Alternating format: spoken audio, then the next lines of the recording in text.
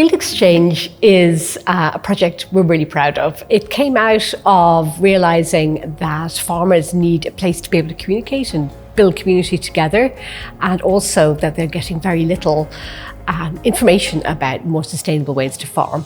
Basically, it's a collaboration between farmers and artists and creativity, where people can come and talk and share knowledge, learn, best practice, good practice, new practices, It's just a good way of showing, look, this works, this is brilliant, everybody benefits. The creativity side of it brings more people along on the journey as well, and just gets you thinking in different ways, in new ways, and which ultimately leads to better ways of doing things. The really interesting thing about creativity, and a very practical thing like agriculture, is how practical creativity is. It's allowing farmers a space to rethink what they can do in their land, and that's really practical.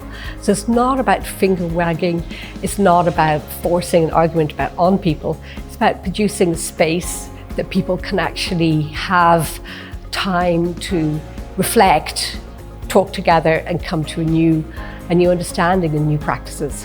I think by nature farmers are generally creative anyhow. They've always had to be creative.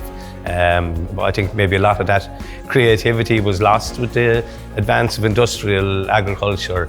So problems were, maybe technical solutions were kind of brought in where normal nature-based solutions maybe should have been focused on and utilised. Behavioural changes come from changing attitudes, and that comes from changing hearts and minds.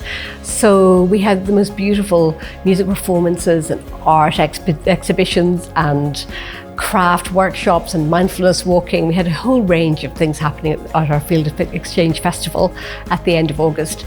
And what we had was people were really moved, and people were starting to rethink their relationship with the trees, for instance, and rethink their relationship with nature. So it's a real demonstration of how the impact of Field Exchange has been really positive.